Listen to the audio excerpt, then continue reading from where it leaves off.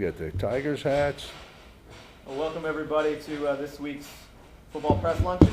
Western Michigan is coming off a 44-14 win over Central Michigan, and our MAC opener improving to 5-2 in MAC openers under Coach Cubit. Coach, now we head to Champaign, Illinois for a rematch with the Fighting Illini to talk about last week's game and prepping for Illinois. Yeah. Well, obviously, last week's game was a huge win for us. I thought our kids really played well. I thought they prepared really well. Watching the tape, I was really impressed with our kids defensively, the team speed, running around. I thought there was plays that they looked like they were going to be 10-yard gains, and all of a sudden they became 3-yard gains. I thought that really was pretty evident. I thought offensively, our up front kids, our offensive line, I think they're getting better. They're, I think Parker and O'Neal are playing pretty well, but I think the three interior kids probably played their best game. I thought Terry Davison probably played his best. And of course our wideouts were very productive with Jordan and Robert. And then I thought Ansel made a big key catch. One I think it was a 38-yarder. I thought Mussman played pretty well. Our kicking game has been good. So, it was a good win, but, and then it's short-lived. I mean, Saturday you enjoy it, and then Sunday you come in and you watch the tape, and you got to get ready for the next one. So, there's no room for us to really just sit around. Illinois is really, really good. I mean, they're outstanding. Their defense is, I think they're like, I don't know, 6th, 7th in the country. I don't know what it is, but God, I mean, they are really good. And offensively, I just poked my head into the defensive staff room and watching that, and they do a lot of good things. I think the quarterback is really a great athlete there. So we really have our work cut out for us. This is one of the better teams that we played since I've been here. They're riding high. They're 3-0. They beat Arizona State, and and then they got us right after us. I think they open up in the Big Ten. So they're ranked. They're really good. Can you talk a little bit about the getting out healthy and the importance of that? Because what happened, 3 years ago. Yeah, it's that's it. You got to go out there and you play. Right now I think we're banged up. Mussman won't play. We got some guys out there bumps and bruises. That's kind of normal. But it's with those type athletes running around. They are fast. They run around. They do a nice scheme-wise defensively. I think, Coach Koenig has always been a really good football coach, and he's got them flying around pretty good. Last year that really kind of ruined the chance to beat Ball State, or last year 3 years ago. Yeah. Is there anything you can do going into a game, or what do you do? Because obviously it's early enough that you really don't want to lose guys long term. Nah, pray a lot. Just hope you don't have injuries. I mean, that's the downside. I mean, we're going on a stretch here, which we knew in the very beginning of the year. I mean, we have Western Michigan or Central Michigan this past week. Then we got Illinois. You got UConn, and then we go Bowling Green at our place, who's playing at a pretty high level right now, and then we got Northern Illinois. So this is a rough stretch, in terms of games. So. The physicality of these games here, it's going to be huge. I mean, we got to be smart in our practices, and then our kids. Unfortunately, they were two, kind of freakish type injury, 3 that we had in there. Where Brandon Ledbetter got hit, and we lost him for 3-4 weeks, and then Spider had a dislocated shoulder, and and Tim. Suffered an ACL in that game, so I don't. You never prepare for it. You just got to hope. The football gods say keep healthy. Speaking of healthy, Alex, at one point in one of those drives when we got down by the end zone, ran 3 times consecutively. I thought we were getting away from that.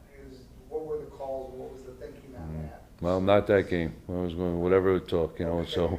He becomes the extra running back down there, and I think that, we always talk about schemes and, how many more guys they have in the box there. The first touchdown pass, it was a run pass option there, and they didn't cover up outside. The next time we ran it, they covered up outside, so his job is to run the ball at that point there. So, but in that game there, you don't hold anything back. You got to do everything you need to do. I thought his run game was it really helped us out because they really didn't have a guy that can account for him like most teams. It's just hard to account for the quarterback runs. Is that maybe a hit you maybe don't choose to have him take this week, or is that? Yeah, it's the same thing. We're kind of run. We're playing well, and you want to go out there and you want to win the game. I mean, we're not going down there and just to go down there and keep it close. Whatever it's so whatever it takes, we'll do. So yeah, but you like them not. The good thing is he didn't get hit in the passing game. I think he got hit twice, and one time was both of them were late. They didn't get sacked, and so in that respect, that was pretty good. They're the shots that kind of really hurt. It's when you're throwing the ball and you get hit from there. Running the ball, I don't think so. I was a little worried on this fumble. I thought that sometimes he has a tendency to take on a little bit more than what he probably should have, and I think that play was a classic example. Just use your head a little. Against Illinois, against Arizona State, they had like 8 or 9 tackles for loss and that kind of thing. So what kind of things are you doing with the running backs this week and the tight ends to try to limit their penetration? Yeah, it's hard because they're really big and they're really physical. They're just they'll be one of the best looking football teams we've played. But I thought that was the same way when we played them before. I thought they were, they looked the part, and they're running around pretty well. So, we're just gonna, we just got to play a lot quicker and match their quickness. It's going to be a challenge. It really is. They're, in the beginning of the year, you look at it, but you look what they're doing right now, and there's an Arizona State team the week before beat Missouri.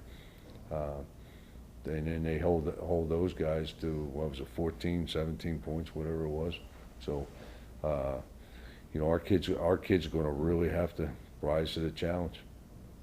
Their confidence level's got to be way up there right now.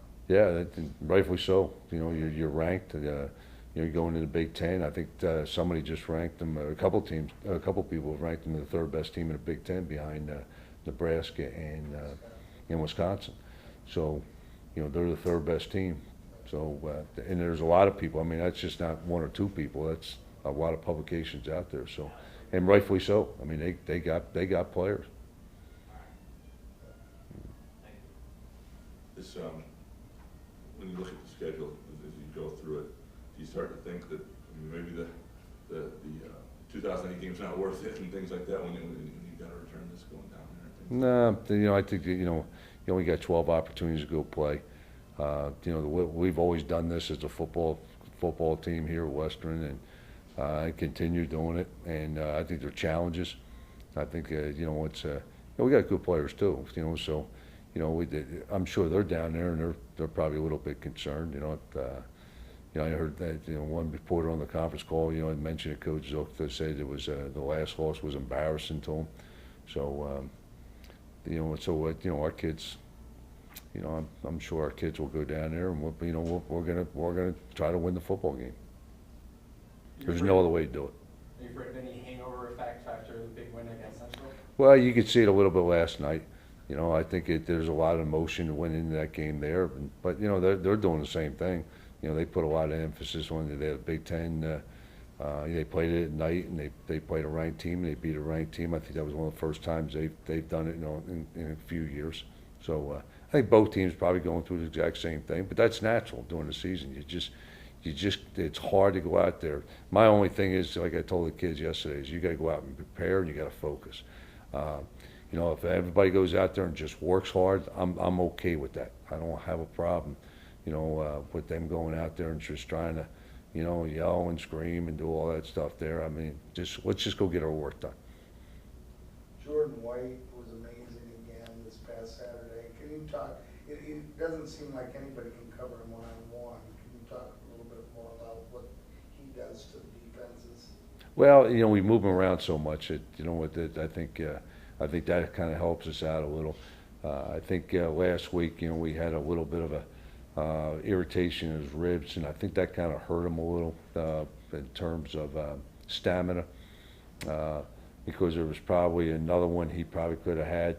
The punt return, I think he that was a lot of energy in that thing there. So, we're getting the ball in his hands, which is what we try to do, get the ball in the best player's hands. But he's got to, we got to get him a little bit. There's some lulls in there at times because of how much we do use him. But I thought having Robert really helped. I mean, he had 5 catches and a couple big catches, 2 big-time catches that really kept the drives along that we scored on. And then Ravenel, we get him back for a full week. He didn't practice much last week, so that should help him out also. How are the rest of the injured, like the offensive linemen and Geller and that kind of, are they coming along? Probably about 2 weeks. Which originally when they first got hurt, that's probably where we saw him at. Kevin will see a doctor today, see where he's at, and then Greg moved around a little. They had some soreness, which is natural, but probably 2 weeks is when we'll get those back. And then when we get them back, we got some depth on there because I think Tim Mock is getting better. Josh Hadel can go in there and help us out. So, and then we bring those 2 guys back. I think it'll help us in depth wise. Can you talk about the freshmen that you're playing on defense? They've been making huge contributions. Yeah. I wasn't expecting that. Well, what he's done is he's narrowed it down a lot of them, like Trevor and Montavious. There are guys that have not, their roles in terms of plays isn't big, but what they're doing, they've really kind of compressed that. Devin Brandt's probably the big one. He played a lot of plays, and Demetrius Anderson really played well. He played, I think, 13 snaps. Within 13 snaps, he was really good. So that's really good. That will help us out because those guys are going to get banged around a little bit there. So with those 4 guys, I think that's really helped us out. Curry was still trying to figure out whether we were going to redshirt him or not. You're not quite sure exactly what's going to happen there.